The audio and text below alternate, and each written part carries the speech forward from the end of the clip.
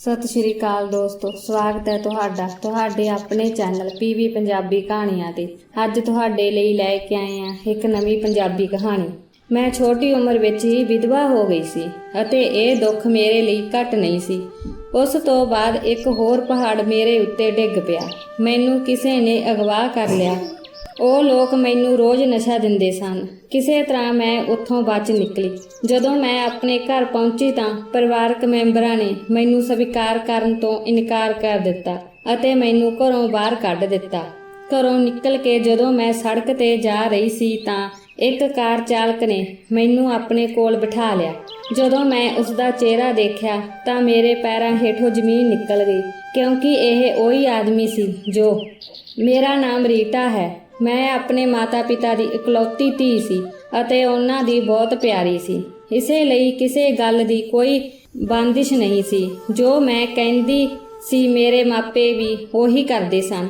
ਮੇਰੀ BA ਦੀ ਪੜ੍ਹਾਈ ਪੂਰੀ ਹੋ ਗਈ ਸੀ। ਇਸ ਤੋਂ ਬਾਅਦ ਮੈਂ ਪੜ੍ਹਾਈ ਛੱਡ ਦਿੱਤੀ।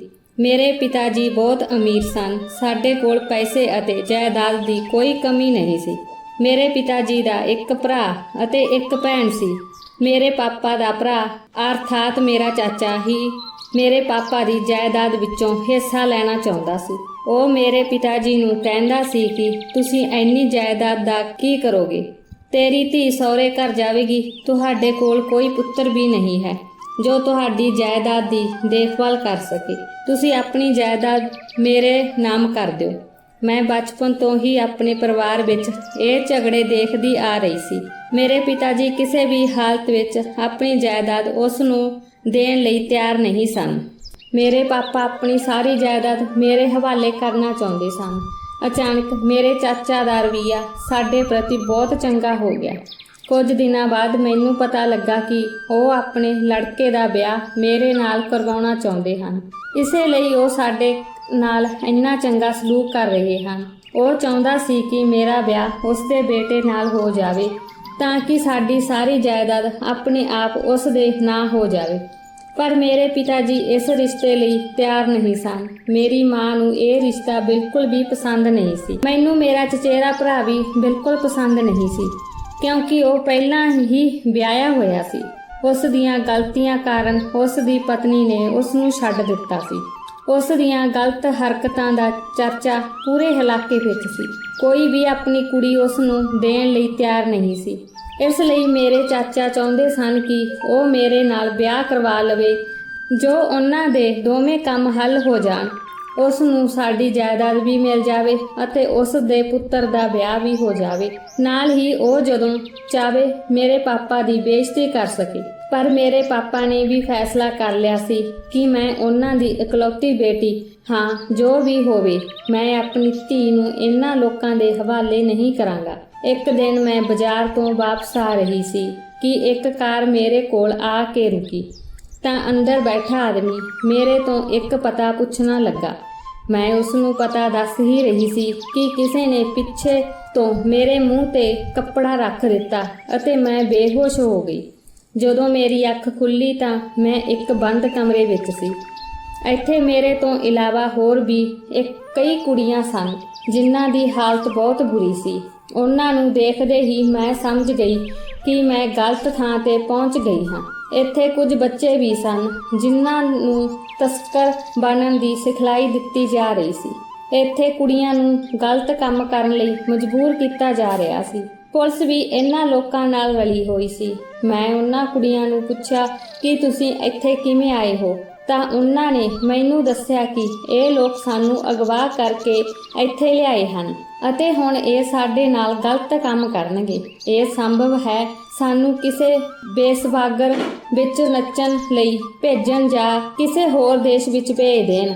ਮੈਂ ਇੱਥੇ ਬਹੁਤ ਡਰੀ ਹੋਈ ਸੀ। ਮੈਂ ਡਰ ਨਾਲ ਕੰਬ ਰਹੀ ਸੀ ਅਤੇ ਸੋਚ ਰਹੀ ਸੀ ਕਿ ਮੇਰੇ ਮਾਪਿਆਂ ਦਾ ਕੀ ਹੋਵੇਗਾ। ਪਤਾ ਨਹੀਂ ਉਹ ਮੈਨੂੰ ਕਿੱਥੇ ਲੱਭ ਰਹੇ ਹੋਣਗੇ ਤੇ ਮੇਰੇ ਲਈ ਕਿੰਨਾ ਫਿਕਰਮੰਦ ਹੋਣਗੇ। ਮੈਂ ਪ੍ਰਮਾਤਮਾ ਅੱਗੇ ਅਰਦਾਸ ਕਰ ਰਹੀ ਸੀ ਕਿ ਮੈਨੂੰ ਜਲਦੀ ਤੋਂ ਜਲਦੀ ਇੱਥੋਂ ਆਜ਼ਾਦੀ ਮਿਲ ਜਾਵੇ ਤਾਂ ਜੋ ਮੈਂ ਆਪਣੇ ਮਾਤਾ ਪਿਤਾ ਕੋਲ ਜਾ ਸਕਾਂ। ਇੱਥੇ ਸਾਰੀਆਂ ਕੁੜੀਆਂ ਰੋ ਰਹੀਆਂ ਸਨ, ਰੌਲਾ ਪਾ ਰਹੀਆਂ ਸਨ। ਇੱਥੇ ਛੋਟੇ ਬੱਚੇ ਵੀ ਸਨ। ਇੱਕ ਬੱਚਾ ਬਹੁਤ ਰੋ ਰਿਹਾ ਸੀ ਅਤੇ ਕੰਧ ਨੂੰ ਇਸ ਤਰ੍ਹਾਂ ਖੋਦ ਰਿਹਾ ਸੀ ਜਿਵੇਂ ਉਹ ਕੋਈ ਰਸਤਾ ਲੱਭ ਰਿਹਾ ਹੋਵੇ। ਮੈਂ ਉਸ ਬੱਚੇ ਕੋਲ ਗਈ। ਜਦੋਂ ਮੈਂ ਉਸ ਨੂੰ ਪੁੱਛਿਆ ਕਿ ਤੁਸੀਂ ਇੱਥੇ ਕਿਵੇਂ ਪਹੁੰਚੇ ਤਾਂ ਬੱਚੇ ਨੇ ਮੈਨੂੰ ਜੱਫੀ ਪਾ ਲਈ ਅਤੇ ਹੋਰ ਵੀ ਰੋਣ ਲੱਗ ਪਿਆ। ਉਹ ਇੱਕ ਛੋਟਾ ਜਿਹਾ ਮਾਸੂਮ ਬੱਚਾ ਸੀ। ਮੈਂ ਸੋਚ ਰਹੀ ਸੀ ਜੇਕਰ ਇਹਨਾਂ ਲੋਕਾਂ ਨੂੰ ਇਸ ਛੋਟੇ ਬੱਚੇ ਤੇ ਤਰਸ ਨਹੀਂ ਆਉਂਦਾ ਤਾਂ ਇਹ ਲੋਕ ਮੇਰੇ ਨਾਲ ਕੀ ਕਰਨਗੇ। ਇਸ ਦੌਰਾਨ ਕੁਝ ਲੋਕ ਉੱਥੇ ਆ ਗਏ। ਉਸ ਦੇ ਹੱਥਾਂ ਵਿੱਚ ਹਥਿਆਰ ਸਨ। ਉਹ ਸਾਰਿਆਂ ਨੂੰ ਕਹਿਣ ਲੱਗੇ ਕਿ ਤੁਹਾਡਾ ਇੱਥੇ ਚਲੇ ਜਾਣ ਦਾ ਸਮਾਂ ਆ ਗਿਆ ਹੈ। ਅਸੀਂ ਸ਼ਾਇਦ ਜੰਗਲ ਦੀ ਕਿਸੇ ਜੇਲ੍ਹ ਵਿੱਚ ਕੈਦ ਸੀ। ਹੁਣ ਸਾਨੂੰ ਕਿਤੇ ਹੋਰ ਸ਼ਿਫਟ ਕੀਤਾ ਜਾ ਰਿਹਾ ਸੀ। ਉਹਨਾਂ ਵਿੱਚੋਂ ਕੁਝ ਨੇ ਮੈਨੂੰ ਦੱਸਿਆ ਕਿ ਇਹ ਲੋਕ ਬਹੁਤ ਖਤਰਨਾਕ ਹਨ। ਉਹ ਬਿਨਾਂ ਸੋਚੇ ਸਮਝੇ ਕਿਸੇ ਨੂੰ ਵੀ ਮਾਰ ਦਿੰਦੇ ਹਨ ਅਤੇ ਪੁਲਿਸ ਵੀ ਉਹਨਾਂ ਨਾਲ ਮਿਲੀ ਹੁੰਦੀ ਹੈ। ਉਹ ਵੀ ਉਹਨਾਂ ਨੂੰ ਕੁਝ ਨਹੀਂ ਕਹਿੰਦੇ। ਇਹ ਲੋਕ ਪੁਲਿਸ ਨੂੰ ਵੀ ਮਾਰ ਦਿੰਦੇ ਹਨ। ਇਹ ਮਨੁੱਖੀ ਰੂਪ ਵਿੱਚ ਇੱਕ ਜਾਨਵਰ ਹਨ। ਫਿਰ ਸਾਨੂੰ ਉੱਥੇ ਸ਼ਿਫਟ ਕਰ ਦਿੱਤਾ ਗਿਆ ਅਤੇ ਸਾਡੇ ਵਿੱਚੋਂ ਕੁਝ ਕੁੜੀਆਂ ਅਤੇ ਬੱਚਿਆਂ ਨੂੰ ਹੋਰ ਕਿਤੇ ਭੇਜ ਦਿੱਤਾ ਗਿਆ। ਇੱਕ ਕੁੜੀ ਉਹਨਾਂ ਦੀ ਗੱਲ ਸੁਣਨ ਤੋਂ ਇਨਕਾਰ ਕਰ ਰਹੀ ਸੀ। ਉਹਨਾਂ ਨੇ ਉਸ ਨੂੰ ਬੜੀ ਬੇਰਹਿਮੀ ਨਾਲ ਮਾਰਿਆ। ਉਹ ਮੇਰੀਆਂ ਅੱਖਾਂ ਸਾਹਮਣੇ ਤੜਫ ਕੇ ਮਰ ਗਈ, ਪਰ ਉਸ ਲਈ ਕੁਝ ਨਾ ਕਰ ਸਕੀ। ਇਹ ਲੋਕ ਬਹੁਤ ਖਤਰਨਾਕ ਸਨ। ਅਸੀਂ ਅਜਿਹੀ ਥਾਂ ਤੇ ਸੀ ਜਿੱਥੇ ਸਾਨੂੰ ਪਤਾ ਹੀ ਨਹੀਂ ਲੱਗਦਾ ਕਿ ਕਦ ਸੂਰਜ ਨਿਕਲਦਾ ਤੇ ਕਦ ਚੰਦ। ਸਾਨੂੰ ਇਹ ਵੀ ਨਹੀਂ ਪਤਾ ਸੀ ਕਿ ਕਦੋਂ ਦਿਨ ਹੁੰਦਾ ਤੇ ਕਦੋਂ ਰਾਤ। ਕਈ ਵਾਰ ਥੋੜਾ ਜਿਹਾ ਖਾਣ ਨੂੰ ਦਿੰਦੇ ਸਨ। ਇੱਥੇ ਹਰ ਕੋਈ ਰੋਂਦਾ ਰਹਿੰਦਾ, ਪਰ ਇਹਨਾਂ ਗੁੰਡਿਆਂ ਤੇ ਕੋਈ ਅਸਰ ਨਹੀਂ ਹੁੰਦਾ। ਮੈਂ ਇੱਥੇ ਬਹੁਤ ਡਰੀ ਹੋਈ ਸੀ, ਪਰ ਇੱਥੋਂ ਭੱਜਣ ਦਾ ਕੋਈ ਰਸਤਾ ਨਹੀਂ ਸੀ। ਇਹ ਲੋਕ ਇੱਥੇ ਸਾਰੀਆਂ ਲੜਕੀਆਂ ਨੂੰ ਨਸ਼ੇ ਦਾ ਆਦੀ ਬਣਾ ਰਹੇ ਸਨ। ਮੈਨੂੰ ਡਰ ਸੀ ਕਿ ਇਹ ਲੋਕ ਮੈਨੂੰ ਨਸ਼ੇ ਦਾ ਟੀਕਾ ਨਾ ਲਾਉਣ। ਇਹਨਾਂ ਲੋਕਾਂ ਨੇ ਮੇਰੇ ਨਾਲ ਵੀ ਅਜਿਹਾ ਹੀ ਕੀਤਾ।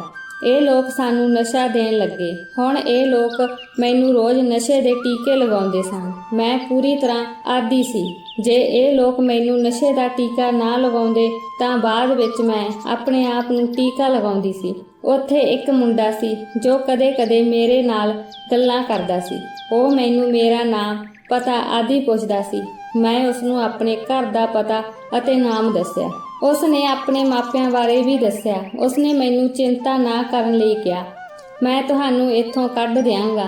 ਇੱਕ ਦਿਨ ਜਦੋਂ ਉਹ ਮੇਰੇ ਨਾਲ ਗੱਲਾਂ ਕਰ ਰਿਹਾ ਸੀ ਤੇ ਮੇਰੇ ਬਾਰੇ ਪੁੱਛ ਰਿਹਾ ਸੀ ਤਾਂ ਮੈਂ ਉਸ ਨਾਲ ਗੱਲਾਂ ਕਰਦਿਆਂ ਰੋਣ ਲੱਗ ਪਈ। ਮੈਂ ਉਸ ਨੂੰ ਕਿਹਾ ਕਿ ਮੈਨੂੰ ਆਪਣੇ ਮਾਤਾ ਪਿਤਾ ਦੀ ਬਹੁਤ ਯਾਦ ਆਉਂਦੀ ਹੈ। ਪਤਾ ਨਹੀਂ ਕਿਸ ਹਾਲਤ ਵਿੱਚ ਹੋਣਗੇ। ਉਹ ਮੈਨੂੰ ਪਿਆਰ ਕਰਦੇ ਸੀ। ਪਤਾ ਨਹੀਂ ਉਹ ਮੇਰੇ ਬਿਨਾਂ ਜਿਉਂਦੇ ਰਹਿਣਗੇ ਜਾਂ ਨਹੀਂ। ਉਸ ਲੜਕੇ ਦਾ ਨਾਂ ਰੋਹਿਤ ਸੀ। ਉਸਨੇ ਮੈਨੂੰ ਦਿਲਾਸਾ ਦਿੱਤਾ। ਉਹ ਇੱਕ ਹੀ ਸੀ ਜਿਸ ਤੇ ਮੈਂ ਭਰੋਸਾ ਕੀਤਾ, ਜਿਸ ਨਾਲ ਗੱਲ ਕਰਕੇ ਮੈਂ ਸੋਚਿਆ ਕਿ ਮੈਂ ਇੱਥੋਂ ਭੱਜ ਜਾਵਾਂਗੀ। ਪਰ ਕਿਸੇ ਨੇ ਉਸ ਲੜਕੇ ਨੂੰ ਪੁਲਿਸ ਦੇ ਹਵਾਲੇ ਕਰ ਦਿੱਤਾ। ਸ਼ਾਇਦ ਉਹਨਾਂ ਲੋਕਾਂ ਨੂੰ ਪਤਾ ਲੱਗ ਗਿਆ ਸੀ ਕਿ ਮੈਨੂੰ ਇੱਥੋਂ ਭੱਜਣ ਵਿੱਚ ਮਦਦ ਕਰਨ ਵਾਲਾ ਸੀ। ਜਿਹੜਾ ਬੰਦਾ ਸਾਡੀ ਨਿਗਰਾਨੀ ਕਰਦਾ ਸੀ, ਇੱਕ ਦਿਨ ਉਹ ਬਹੁਤ ਜ਼ਿਆਦਾ ਸ਼ਰਾਬ ਪੀ ਗਿਆ ਅਤੇ ਬੇਹੋਸ਼ ਹੋ ਗਿਆ। ਆਸ-ਪਾਸ ਕੋਈ ਹੋਰ ਨਹੀਂ ਸੀ, ਇਸ ਲਈ ਅਸੀਂ ਇਸ ਮੌਕੇ ਦਾ ਫਾਇਦਾ ਉਠਾਇਆ ਅਤੇ ਉੱਥੋਂ ਭੱਜਣ ਲੱਗੇ। ਕੋਈ ਵੀ ਕਿਸੇ ਦੀ ਮਦਦ ਕਰਨ ਨੂੰ ਤਿਆਰ ਨਹੀਂ ਸੀ।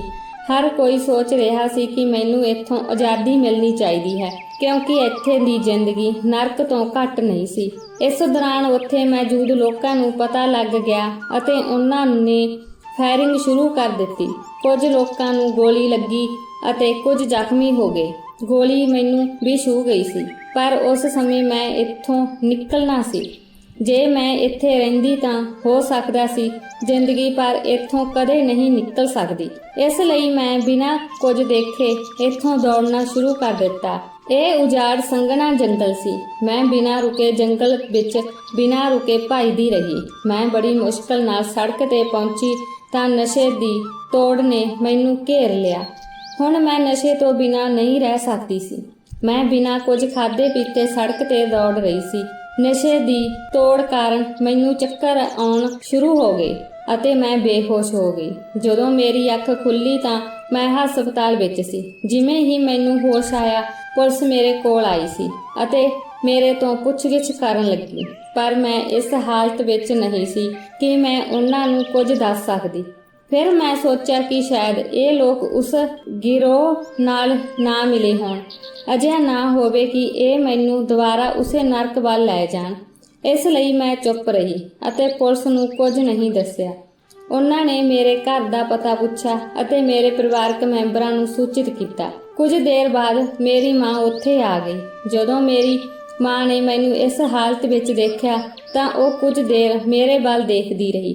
ਉਸ ਨੂੰ ਆਪਣੀਆਂ ਅੱਖਾਂ ਤੇ ਯਕੀਨ ਨਹੀਂ ਆ ਰਿਹਾ ਸੀ ਕਿ ਮੈਂ ਉਸ ਦੇ ਸਾਹਮਣੇ ਹਾਂ। ਉਹ ਰੋਣ ਲੱਗ ਪਈ। ਉਹ ਮੈਨੂੰ ਜੱਫੀ ਪਾ ਕੇ ਬਹੁਤ ਰੋਈ। ਮੈਂ ਉਸ ਨੂੰ ਪੁੱਛਿਆ ਕਿ ਮਾਂ, ਪਾਪਾ ਕਿੱਥੇ ਹਨ? ਉਹ ਤੁਹਾਡੇ ਨਾਲ ਕਿਉਂ ਨਹੀਂ ਆਏ? ਕੀ ਉਹ ਮੇਰੇ ਨਾਲ ਨਾਰਾਜ਼ ਹਨ ਜਾਂ ਮੈਨੂੰ ਮਿਲਣਾ ਨਹੀਂ ਚਾਹੁੰਦੇ? ਫਿਰ ਮਾਂ ਨੇ ਦੱਸਿਆ, ਤੇਰੇ ਜਾਣ ਤੋਂ ਬਾਅਦ ਲੋਕਾਂ ਨੇ ਉਹਨਾਂ ਦਾ ਜਿਉਣਾ ਔਖਾ ਕਰ ਦਿੱਤਾ ਸੀ। ਜਦੋਂ ਵੀ ਉਹ ਘਰੋਂ ਬਾਹਰ ਨਿਕਲਦੇ ਤਾਂ ਲੋਕ ਉਹਨਾਂ ਨੂੰ ਤਾਨੇ ਮਾਰਦੇ ਸਨ ਕਿ ਤੇਰੀ ਧੀ ਘਰੋਂ ਭੱਜ ਗਈ ਹੈ। ਤੁਸੀਂ ਆਪਣੀ ਧੀ ਦੀ ਪਰਵਰਿਸ਼ ਕਿਵੇਂ ਕੀਤੀ ਹੈ? ਤੁਸੀਂ ਆਪਣੀ ਧੀ ਨੂੰ ਸੰਭਾਲ ਨਹੀਂ ਸਕੇ। ਉਹ ਲੋਕ ਦੇ ਤਾਨੇ ਬਰਦਾਸ਼ਤ ਨਾ ਕਰ ਸਕੇ ਅਤੇ ਉਹ ਇਸ ਸੰਸਾਰ ਨੂੰ ਛੱਡ ਗਏ। ਇਹ ਸੁਣ ਕੇ ਮੈਂ ਹੈਰਾਨ ਰਹਿ ਗਈ ਅਤੇ ਆਪਣੀ ਮਾਂ ਨੂੰ ਜੱਫੀ ਪਾ ਕੇ ਬਹੁਤ ਰੋਈ। ਮੇਰੀ ਮਾਂ ਅਜੇ ਵੀ ਮੇਰੀ ਹਾਲਤ ਅਤੇ ਬਦਕਿਸਮਤੀ ਤੇ ਰੋ ਰਹੀ ਸੀ। 2 ਦਿਨਾਂ ਬਾਅਦ ਮੇਰੀ ਹਾਲਤ 'ਚ ਕੁਝ ਸੁਧਾਰ ਹੋਇਆ, ਇਸ ਲਈ ਅਸੀਂ ਘਰ ਵਾਪਸ ਚਲੇ ਗਏ। ਘਰ ਵਿੱਚ ਕਦਮ ਰੱਖਦੇ ਹੀ ਮੇਰੇ ਪਰਿਵਾਰਕ ਮੈਂਬਰਾਂ ਨੇ ਸੰਭਾਲ ਪੁੱਛਣੇ ਸ਼ੁਰੂ ਕਰ ਦਿੱਤੇ। ਕਿਸੇ ਨੇ ਕਿਹਾ, ਜਦੋਂ ਉਹ ਭੱਜ ਗਈ ਸੀ ਤਾਂ ਵਾਪਸ ਕਿਉਂ ਆਈ ਹੈ? ਕਿਸੇ ਨੇ ਪੁੱਛਿਆ ਕਿ ਉਹ ਲੜਕਾ ਕਿੱਥੇ ਹੈ ਜਿਸ ਨਾਲ ਉਹ ਭੱਜ ਗਈ ਸੀ? ਕਿਸੇ ਨੇ ਕਿਹਾ ਉਸ ਮੁੰਡੇ ਦਾ ਦਿਲ ਭਰ ਗਿਆ ਹੋਵੇਗਾ ਜੋ ਉਸ ਨੂੰ ਛੱਡ ਗਿਆ। ਕੋਈ ਕਹਿੰਦਾ ਹੈ ਕਿ ਪਤਾ ਨਹੀਂ ਕਿੱਥੇ ਉਸ ਨੇ ਆਪਣਾ ਮੂੰਹ ਕਾਲਾ ਕਰ ਲਿਆ ਹੈ ਅਤੇ ਕੋਈ ਕਹਿੰਦਾ ਹੈ ਕਿ ਇਸ ਕਰਕੇ ਇਸ ਦੇ ਪਿਤਾ ਦੀ ਮੌਤ ਹੋ ਗਈ। ਉਹ ਆਪਣੇ ਪਿਤਾ ਨੂੰ ਬੇਇੱਜ਼ਤ ਕਰਕੇ ਚਲੀ ਗਈ। ਕਿਸੇ ਨੇ ਮੈਨੂੰ ਨਹੀਂ ਪੁੱਛਿਆ ਕਿ ਮੈਂ ਕਿਵੇਂ ਸੀ, ਮੈਂ ਕਿੱਥੇ ਸੀ ਅਤੇ ਮੇਰੇ ਨਾਲ ਕੀ ਹੋਇਆ। ਹਰ ਕੋਈ ਆਪਣੀ ਆਪਣੀ ਸੋਚ ਅਨੁਸਾਰ ਮੇਰੇ ਤੇ ਦੋਸ਼ ਲਾਉਣ ਲੱਗਾ। ਮੇਰੇ ਘਰ ਦਾ ਸਾਰਾ ਪਰਿਵਾਰ ਇਕੱਠਾ ਹੋ ਗਿਆ ਸੀ ਅਤੇ ਜਿਸ ਨਜ਼ਰ ਨਾਲ ਹਰ ਕੋਈ ਮੈਨੂੰ ਦੇਖ ਰਿਹਾ ਸੀ, ਮੈਨੂੰ ਅਜਿਹਾ ਲੱਗ ਰਿਹਾ ਸੀ ਕਿ ਮੈਂ ਆਪਣੇ ਆਪ ਨੂੰ ਖਤਮ ਕਰ ਲਵਾਂ। ਮੈਂ ਲੋਕਾਂ ਦੇ ਤਰ੍ਹਾਂ ਦੇ ਸਵਾਲਾਂ ਦੇ ਜਵਾਬ ਦਿੰਦੀ ਰਹੀ, ਪਰ ਉਹਨਾਂ ਦੇ ਸਵਾਲ ਖਤਮ ਨਹੀਂ ਹੋ ਰਹੇ ਸਨ ਅਤੇ ਉਹਨਾਂ ਲੋਕਾਂ ਦਾ ਕੀ ਗੁੱਸਾ ਕਾਰਨ ਇੱਥੇ ਤਾਂ ਉਸ ਦੇ ਆਪਣੇ ਪਰਿਵਾਰਕ ਮੈਂਬਰ ਵੀ ਉਸ ਦਾ ਸਾਥ ਦੇਣ ਲਈ ਤਿਆਰ ਨਹੀਂ ਸਨ। ਅੱਜ ਮੈਨੂੰ ਔਰਤ ਹੋਣ ਦਾ ਅਹਿਸਾਸ ਹੋਇਆ। ਸਾਡੇ ਸਮਾਜ ਵਿੱਚ ਜੇਕਰ ਔਰਤ ਸਾਰੀ ਰਾਤ ਬਾਹਰ ਰਹੇ ਤਾਂ ਉਹ ਅਪਵਿੱਤਰ ਹੋ ਜਾਂਦੀ ਹੈ, ਭਾਵੇਂ ਇਸ ਦੇ ਪਿੱਛੇ ਕੋਈ ਕਾਰਨ ਹੋਵੇ। ਮੈਂ ਪੂਰੇ 8 ਮਹੀਨਿਆਂ ਬਾਅਦ ਇੱਥੇ ਵਾਪਸ ਆਈ ਸੀ। ਫਿਰ ਲੋਕ ਮੈਨੂੰ ਕਿਵੇਂ ਸਵੀਕਾਰ ਕਰਨਗੇ? ਮੇਰੇ ਪਰਿਵਾਰ ਵਾਲਿਆਂ ਨੇ ਮੇਰੀ ਮਾਂ ਨੂੰ ਕਿਹਾ, ਜੇ ਤੁਸੀਂ ਉਸ ਕੁੜੀ ਨਾਲ ਰਹਿਣਾ ਚਾਹੁੰਦੇ ਹੋ ਤਾਂ ਤੁਹਾਨੂੰ ਘਰ ਅਤੇ ਸਾਡੇ ਨਾਲ ਸਾਰੇ ਰਿਸ਼ਤੇ ਖਤਮ ਕਰਨੇ ਪੈਣਗੇ, ਨਹੀਂ ਤਾਂ ਇਸ ਕੁੜੀ ਨੂੰ ਇੱਥੋਂ ਕੱਢ ਦਿਓ। ਪਰ ਮਾਂ ਤਾਂ ਮਾਂ ਹੀ ਹੁੰਦੀ ਹੈ। ਮਾਂ ਕਦੇ ਵੀ ਆਪਣੇ ਬੱਚੇ ਨੂੰ ਕਿਸੇ ਵੀ ਹਾਲਤ ਵਿੱਚ ਨਹੀਂ ਛੱਡਦੀ। ਮੇਰੀ ਮਾਂ ਨੇ ਅਜਿਹਾ ਹੀ ਕੀਤਾ ਅਤੇ ਮੈਨੂੰ ਜੱਫੀ ਪਾ ਲਈ। ਉਸ ਤੋਂ ਬਾਅਦ ਮੈਂ ਅਤੇ ਮੇਰੀ ਮਾਂ ਘਰ ਛੱਡ ਗਏ। ਅਸੀਂ ਦੂਜੇ ਸ਼ਹਿਰ ਚਲੇ ਗਏ। ਸਾਡੇ ਕੋਲ ਰਹਿਣ ਲਈ ਹੋਰ ਕੋਈ ਥਾਂ ਨਹੀਂ ਸੀ। ਮੇਰੇ ਪਿਤਾ ਜੀ ਦਾ ਇੱਕ ਦੋਸਤ ਹੈ ਜੋ ਬਚਪਨ ਤੋਂ ਹੀ ਸਾਡੇ ਘਰ ਆਉਂਦਾ ਸੀ ਅਤੇ ਮੈਨੂੰ ਬਹੁਤ ਪਿਆਰ ਕਰਦਾ ਸੀ। ਉਸ ਤੋਂ ਬਿਨਾਂ ਸਾਡਾ ਇਸ ਸੰਸਾਰ ਵਿੱਚ ਹੋਰ ਕੋਈ ਸਹਾਰਾ ਨਹੀਂ ਸੀ। ਅਸੀਂ ਉਸ ਦੇ ਘਰ ਗਏ। ਉਹ ਸਾਨੂੰ ਆਪਣੇ ਘਰ ਦੇਖ ਕੇ ਹੈਰਾਨ ਰਹਿ ਗਿਆ। ਉਸ ਨੇ ਸਾਨੂੰ ਘਰ ਦੇ ਅੰਦਰ ਬੁਲਾਇਆ ਅਤੇ ਸਾਨੂੰ ਪੁੱਛਿਆ ਕਿ ਅਸੀਂ ਇਸ ਸਮੇਂ ਇੱਥੇ ਇਕੱਲੇ ਕੀ ਕਰ ਰਹੇ ਹਾਂ। ਜਦੋਂ ਅਸੀਂ ਉਸ ਨੂੰ ਸਾਰੀ ਗੱਲ ਦੱਸੀ ਤਾਂ ਉਹ ਸਾਨੂੰ ਆਪਣੇ ਘਰ ਰੱਖਣ ਲਈ ਰਾਜ਼ੀ ਹੋ ਗਿਆ। ਅਸੀਂ ਬੈਠੇ ਗੱਲਾਂ ਕਰ ਰਹੇ ਸੀ ਕਿ ਅਚਾਨਕ ਇੱਕ ਲੜਕਾ ਉੱਥੇ ਆ ਗਿਆ ਜੋ ਬੱਚਿਆਂ ਵਾਂਗ ਵਿਵਹਾਰ ਕਰਨ ਲੱਗਾ। ਮੈਂ ਪੁੱਛਿਆ, ਇਹ ਕੌਣ ਹੈ? ਤਾਂ ਉਸ ਨੇ ਦੱਸਿਆ ਕਿ ਇਹ ਮੇਰਾ ਪੁੱਤਰ ਹੈ। ਇਹ ਦਿਮਾਗ ਤੋਂ ਕਮਜ਼ੋਰ ਹੈ। ਉਹਨਾਂ ਦੱਸਿਆ ਕਿ ਪਹਿਲਾਂ ਅਜਿਹਾ ਨਹੀਂ ਸੀ। ਦੁਰਘਟਨਾ ਵਿੱਚ ਉਸਦੇ ਦਿਮਾਗ ਨੂੰ ਸੱਟ ਲੱਗੀ ਸੀ। ਉਦੋਂ ਤੋਂ ਇਹ ਇਸ ਤਰ੍ਹਾਂ ਬਣ ਗਿਆ ਹੈ। ਉਸਦਾ ਬੇਟਾ 30 ਸਾਲ ਦਾ ਸੀ ਪਰ 10 ਸਾਲ ਦੇ ਬੱਚੇ ਵਾਂਗ ਸੀ। ਉਸਨੇ ਕਈ ਡਾਕਟਰਾਂ ਨੂੰ ਦਿਖਾਇਆ, ਇਲਾਜ ਦੀ ਬਹੁਤ ਕੋਸ਼ਿਸ਼ ਕੀਤੀ, ਪਰ ਫਿਰ ਵੀ ਉਸ ਦਾ ਕੋਈ ਇਲਾਜ ਨਹੀਂ ਹੋਇਆ। ਡਾਕਟਰਾਂ ਨੇ ਵੀ ਉਸ ਦਾ ਇਲਾਜ ਕਰਨ ਤੋਂ ਇਨਕਾਰ ਕਰ ਦਿੱਤਾ। ਹੁਣ ਅਸੀਂ ਉਸ ਦੇ ਘਰ ਰਹਿਣ ਲੱਗ ਪਏ।